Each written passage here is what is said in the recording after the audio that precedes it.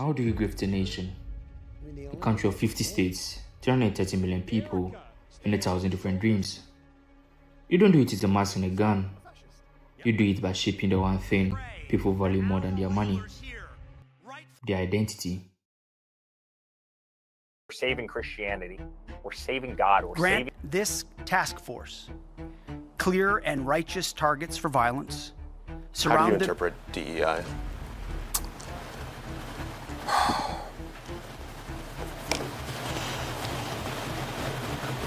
Christians, get out and vote!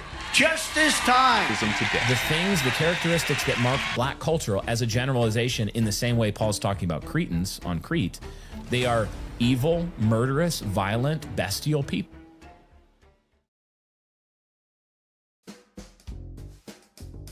This is Eric Trump, a Christian nationalist. Christian nationalism is often defined by scholars as an ideology that seeks to closely align Christian identity with a nation's identity and public life.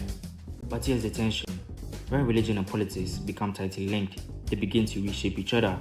Religious language can take on political meaning. The political goals can be framed in religious terms. Teachings centered on peace and humility can in some contexts be interpreted to support conflict or strong national identity.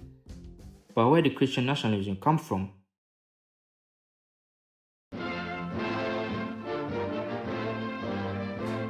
In part, the groundwork was laid in the 1950s. During the Cold War, American leaders emphasized religion as a way to distinguish the United States from the officially atheistic communist states. They didn't do it only through theology, they did it through public symbols and policy. In 1954, "Under God" was added to the Pledge of Allegiance. In 1956, "In God We Trust" became the national motto. These changes helped reinforce a shared national identity that linked patriotism with belief in God, what some scholars later described as American civil religion. By the 1970s and beyond, religious identity became a powerful force in electoral politics. Organizations and leaders helped mobilize religious voters around issues they viewed as moral or cultural concerns. When people believe their values or way of life are under threat, they are often more likely to engage politically. This is where the pattern becomes clearer. Historically, religious ideas, including interpretations of the Bible, have been used both to challenge injustice and to justify existing systems. In the 19th century, some pro-slavery advocates argued that hierarchy, including slavery, reflected a divinely sanctioned order. At the same time, abolitionists used religious arguments to call for equality and liberation. That tension never fully disappeared. It is not inherently evil to own another human being. In different periods, similar arguments have been used to defend or challenge social systems, especially when those systems are seen as natural or beneficial by some groups. Research in social psychology suggests that when societies become more equal, some people experience those changes as a loss of status, even if others experience them as progress. So the conflict isn't just political, it's also psychological and cultural. It's about identity, belonging, and who gets to define what is considered right, natural, or legitimate. And this tension isn't new, it's part of a long history.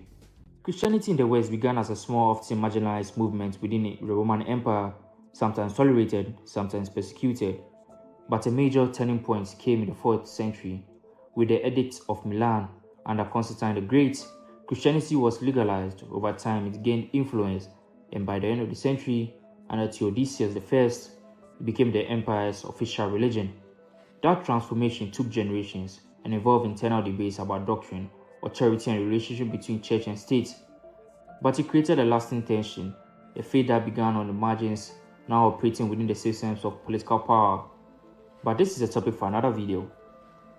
If the 1950s was branding and the 1970s was mobilization, the recent political movements, including MAGA, can be understood by some analysts as a period of expansion and intensification of these dynamics. To understand this, you have to look at what some researchers describe as broader political media ecosystems. It includes media outlets, advocacy groups, PACs, and digital platforms that often use identity-based messaging, sometimes emphasizing threats to cultural and religious values to mobilize support. But the grift isn't just what people hear, it's about how they hear it. We live in an era of algorithmic sorting. Social media platforms aren't designed to show you the truth, they are designed to keep you engaged. and nothing drives engagement quite like outrage and perceived threats to identity. The grifters don't have to work as hard as they used to. Every time a user clicks on a video about defending the fleet or taking the country back, the algorithm learns that this person is susceptible to identity-based fear. It then feeds them a steady diet of increasingly extreme content, creating a digital echo chamber where God of War is the only voice they hear. This turns a political preference into a digital addiction. You aren't just being persuaded. You are being programmed to view the other side not as neighbors with different ideas, but as an existential threat to your very existence. In this environment, the grift becomes self-sustaining. Campaign finance data shows that recent US election cycles have involved hundreds of millions of dollars in small donations. Messaging around religious freedom, culture change, and national identity has played a role in motivating segments of these donors. Critics argue that this kind of messaging can reinforce a sense of conflict, where political participation feels tied not just to policy preferences, but to identity and belonging. It also connects to a broader theme in political messaging, appeals to a past era, often in the 1950s, framed as a time of stability and clarity. Historians note that while this period is remembered positively by some, it was also marked by significant racial segregation, gender inequality, and limited rights for many groups.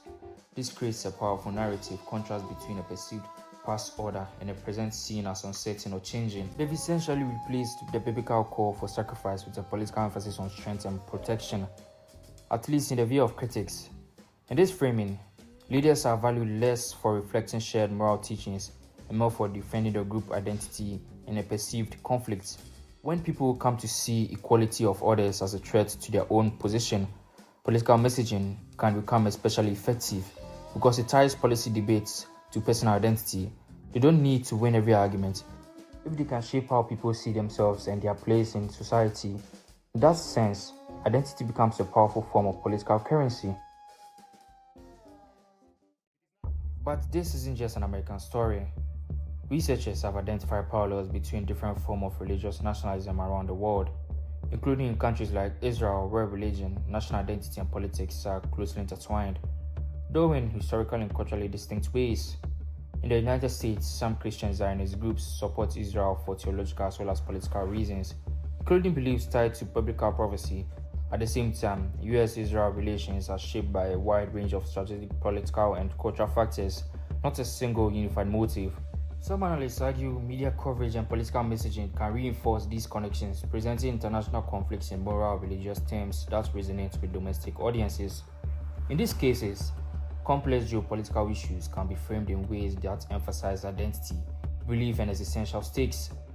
And when conflicts are framed in absolute terms, good versus evil, sacred versus profane, compromise can become more difficult because it may be seen not just as political negotiation, but as a moral or religious concession. That's the risk. Because when identity, faith, and power become tightly fused, This shows the they were stakes of actually better in disagreement the changes. 1940s. It was It's no longer about policy, it's about belonging, meaning, and who gets to define the future. And in that kind of environment, conflict can be easier sustained and harder to resolve.